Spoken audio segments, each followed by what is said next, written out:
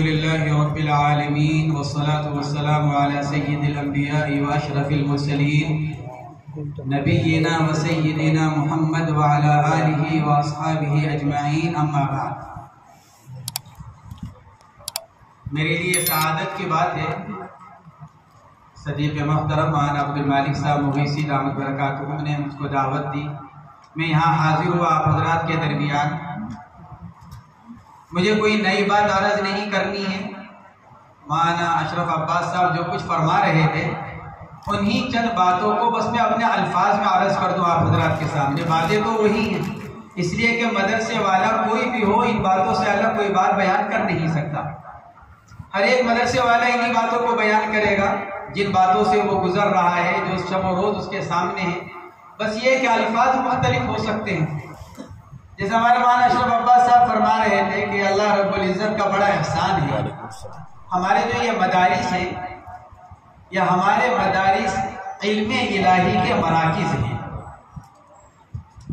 اللہ رب العزت کا جو علم ہے اس علم کے مراکز جو ہیں وہ یہی ہمارے دینی مدارس ہیں، اور یہی اس پورے عالم کی روح ہے۔ علم الہی پورے عالم کی روح ہے۔ اگر علم الہی کسی چیز سے نکل جائے تو وہ چیز بے جان ہے اور مردے سے زیادہ اس کی کوئی حیثیت نہیں ہے۔ اس لیے سب سے پہلے ہم سب اللہ رب العزت کا اس پر شکر ادا کریں کہ اللہ آپ کا احسان ہے کہ آپ نے ہم کو اپنے فضل و کرم سے ان مدارس میں خدمت کے لیے قبول فرمایا۔ ایک تو زبانی شکر ہے جو مطلوب ہے، لیکن ایک شکر کی حقیقت، اس کی روح، اس کی اصل وہ کیا کہ میں یہ سوچوں کہ اللہ آپ نے جو کچھ مجھ کو دیا ہے یہ میری اپنی ذاتی استعداد، کمال، احوال پر نہیں ملا، یہ جو کچھ آپ نے مرحمت فرمایا محض اپنے فضل و کرم سے دیا ہے، ورنہ میں کیا ہوں اللہ آپ جانتے ہیں۔ وقول سفیان بن عیینہ رحمت اللہ تعالی علیہ کے لولا ستر اللہ تعالی ما جالسنا احد، اللہ نے اگر پردہ پوشی نہ فرما رکھی ہوتی تو کوئی ہمارے ساتھ بیٹھنا بھی پسند نہ کرتا۔ یہ تو اللہ نے پردہ ڈال رکھا ہے عیوب کے اوپر، تو اس لیے کچھ عزت ملی ہوئی ہے، ورنہ لولا ستر اللہ عز وجل ما جالسنا احد، کوئی ہمارے ساتھ بیٹھنا بھی پسند نہ کرتا۔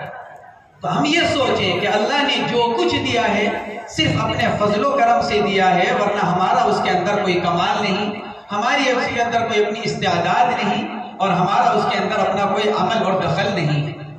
اس شکر کی ادائیگی کے بعد مختصر سی بات بس یہ عرض کرنی ہے، اللہ نے ہمیں جن مدارس کے ساتھ جوڑ رکھا ہے وہ مدارس ہماری دنیا بھی ہیں، ہمارے دین بھی ہیں۔ ہماری دنیا بھی ان سے متعلق ہے، ہمارا آخرت بھی ان سے متعلق ہے۔ چنانچہ آپ دیکھیں، میں بھی مدرسے والا ہوں، ہمیں جو کچھ مل رہا ہے دنیاوی اعتبار سے، چاہے آپ اس کو عزت کی نظر سے دیکھ لیں، جو عزت اللہ نے ہم کو دی ہے، یا ہم کو کوئی رتبہ یا عہدہ ملا ہے، یا ہماری ضروریات کا سہولت کے ساتھ پورا ہو جانا، یہ صرف کس کی برکت سے ہے؟ ان مدارس کی برکت سے جن کے ساتھ اللہ نے ہم کو جوڑا ہے۔ اگر ہم مدرسے کے ساتھ نہ جڑے ہوئے ہوتے، ہم سے زیادہ با استعداد، ہم سے زیادہ با صلاحیت لوگ سڑکوں پر اپنے جوتے توڑ رہے ہیں کہ کیونکہ ان کے پاس کوئی موقع نہیں ہے۔ تو یہ مدارس ہمارے دین بھی ہیں، مدارس ہماری دنیا بھی ہے، لیکن ہم سب دنیا کو سامنے نہ رکھتے ہوئے اپنی آخرت اور اپنے دین کو سامنے رکھ کر کام کرنے والے بنے۔ بقول سیدنا حضرت فضیل ابن عیاض رحمت اللہ تعالی علیہ کے لَأَنْ أَطْلُبَ الدُّنْيَا بِطَبْلٍ وَمِزْمَارٍ أَحَبُّ إِلَيَّ مِنْ أَنْ أَطْلُبَهَا بِدِينٍ، میں دنیا کماؤں، سارنگی وغیرہ دنیاوی ساز و سامان کی چیزوں کے ذریعے سے، یہ مجھ کو زیادہ مناسب اور بہتر ہے اس بات سے کہ میں دین کو دنیا کمانے کا ذریعہ بنا۔ دنیا تو اللہ دے ہی دیتے ہیں، کون ہے ایسا جو مدرسے کے ساتھ جڑا ہوا ہو اور اللہ رب العزت اس کو بھوکا مارنے؟ وقتی حالات کی بات دوسری ہے، میں اس لیے عرض کر رہا ہوں کہ کرونا کے حالات کو درمیان میں نہ سوچیں۔ وہ ایک وقتی بات الگ ہے، ورنہ کون ہے ہم میں سے ایسا؟ یہ اللہ کے احسان ہے۔ تو ہم اپنی اس مدارس کی خدمت کو، پڑھنے پڑھانے کو ہم کیا کریں؟ اپنی آخرت کے سنوارنے کا، اس کو بنانے کا ذریعہ بنائیں۔ بقول حضرت شیخ المشائخ حاجی امداد اللہ صاحب مہاجر مکی رحمت اللہ تعالی علیہ کے، آخرت کی مثال پرندے کی ہے، دنیا کی مثال پرندے کے سائے کی ہے۔ جو انسان پرندہ پکڑے گا سایہ اس کے ساتھ خود بخود آئے گا، اور جو انسان سائے کو پکڑنے کی فکر کرے گا یا سائے پر ہاتھ مارے گا تو سایہ کبھی مٹھی میں نہیں آتا اور پرندہ بھی اڑ جاتا ہے۔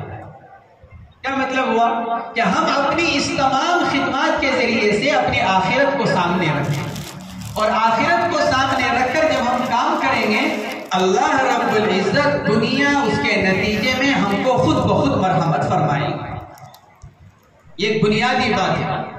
اس کے بعد بس دوسری بات یہ عرض کرنی ہے، جیسے ہمارے مولانا اشرف عباس صاحب تعلیم و تربیت کے عنوان پر ارشاد فرما رہے تھے، عرض یہی کرنا ہے کہ ہم اپنے طلباء کو جو تعلیم دے رہے ہیں، طلباء جو ہمارے پاس آ رہے ہیں، وہ ہمارے پاس امانت ہے۔ کل قیامت کے دن ہم سے اس امانت کے بارے میں باز پرس ہوگی۔ کلکم راعٍ وکلکم مسئول عن رعیتہ، ہم میں سے ہر ایک نگراں اور ذمہ دار ہے، اور ہر ایک سے کل قیامت کے دن باز پرس ہوگی، سوال کیا جائے گا اس ذمہ داری کے بارے میں۔ لہذا تعلیم کے ساتھ ساتھ تربیت یہ ہم سب کی ذمہ ہے۔ طلباء کی تربیت ہمارے ذمہ ہے۔ ہمارے لیے اتنا کافی نہیں ہے کہ ہم تعلیم دے کر فارغ ہو جائیں۔ بقول حکیم الامت حضرت اقدس تھانوی نور اللہ مرقدہ کے، یہ ہمارے لیے جائز نہیں ہے، حضرت کے الفاظ یہی ہیں، ہمارے لیے جائز نہیں ہے کہ ہم سبق پڑھا کر اپنے آپ کو الگ کر لیں۔ یہ جائز نہیں ہے ہمارے لیے، بلکہ ہماری یہ ذمہ داری ہے کہ ہم اپنے طلباء کی اس بارے میں پورے طور پر خیر خبر رکھیں کہ ہمارے طلباء جو پڑھایا جا رہا ہے اس پر عمل کر رہے ہیں یا نہیں کر رہے ہیں۔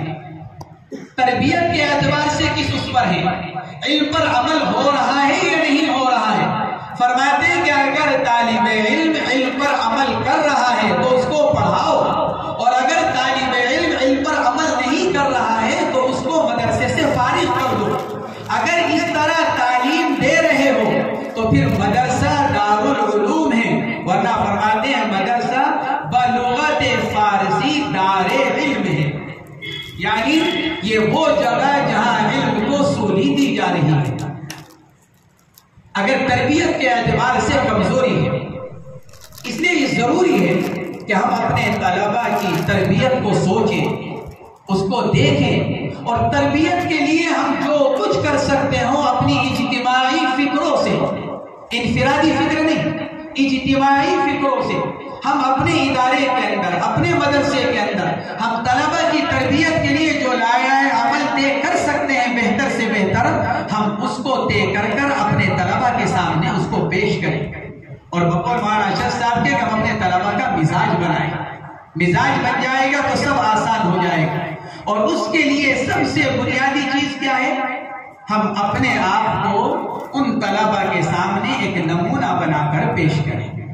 اساتذہ اگر نمونہ بن جائیں، حضور اکرم صلی اللہ علیہ وسلم کی سیرت مبارکہ میں آپ نے پڑھا بھی ہوگا، کتنے ہی واقعات ایسے ہیں جس میں حضور اکرم صلی اللہ علیہ وسلم نے سائل کو قولاً تعلیم دینے کے بجائے فعلاً تعلیم ارشاد فرمائی۔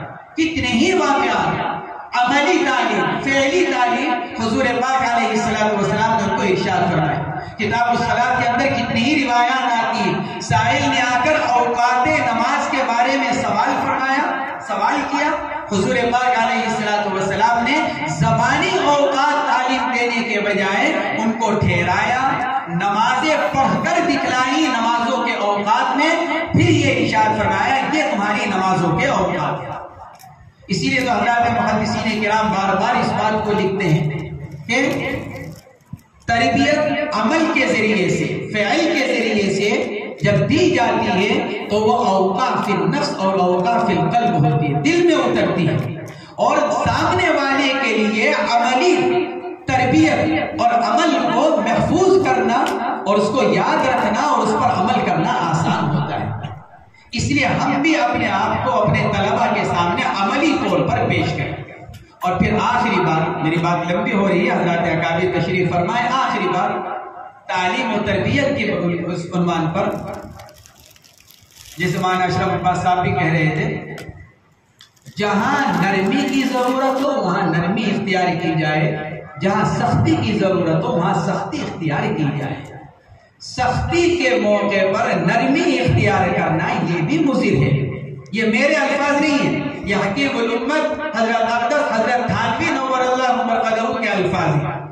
ہر جگہ نرمی یہ بھی مضر ہے، جہاں سختی کی ضرورت ہو وہاں سختی کی جائے۔ سختی سے مراد میرا یہ نہیں ہے کہ بچوں کے مار پیٹ کی جائے، مار پیٹ کو تو بالکل چھوڑ دیا جائے اس زمانے کے اندر، یہ دور ہی نہیں رہا۔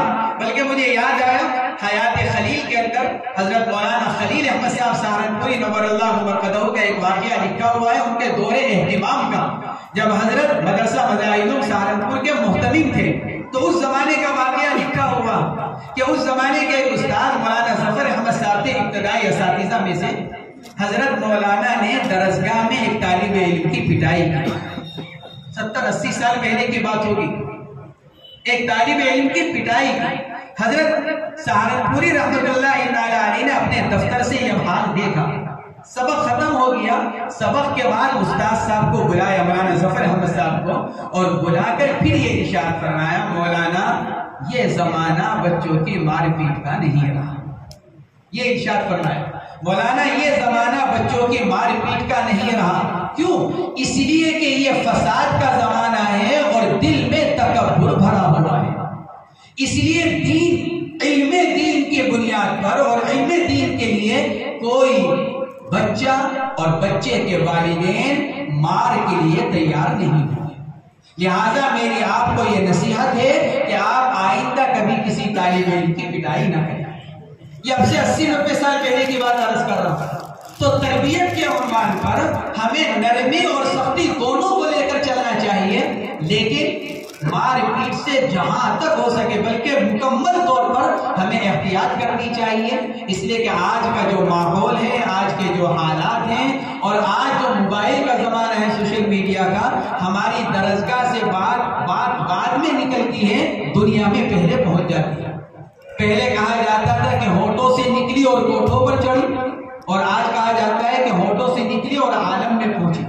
اس لیے اپنے کسی بھی عمل سے ہم اپنے ادارے کو، اپنی تعلیم دین کو، اپنے ذمہ داران کو مشکل میں نہ ڈالیں اور پریشانی میں نہ ڈالیں۔ اللہ رب العزت ہم سب کے یہاں جمع ہونے کو قبول فرمائے، اور ہمارے مولانا عبد المالک صاحب نے جو یہ مجلس قائم کی ہے اور ہمارے دیگر حضرات اکابر یہاں تشریف فرما ہیں، اصل تو وہی حضرات ارشاد فرمائیں گے۔ میں بھی بالکل نیا ہوں، نا تجربے کار ہوں، لیکن چند باتیں آپ حضرات کے سامنے عرض کی ہیں۔ اللہ تعالی ہم سب کو عمل کرنے کی بھی توفیق عطا فرمائے، اور ہم سب کو حسن نیت اور اخلاص کے ساتھ ان مدارس کی خدمت کرنے کی، ان میں تعلیم دینے کی اللہ رب العزت ہم سب کو توفیق مرحمت فرمائے، اور ہم سب کو عملی طور پر نمونہ بننے کی بھی توفیق مرحمت فرمائے۔ وآخر دعوانا الحمدللہ رب العالمین۔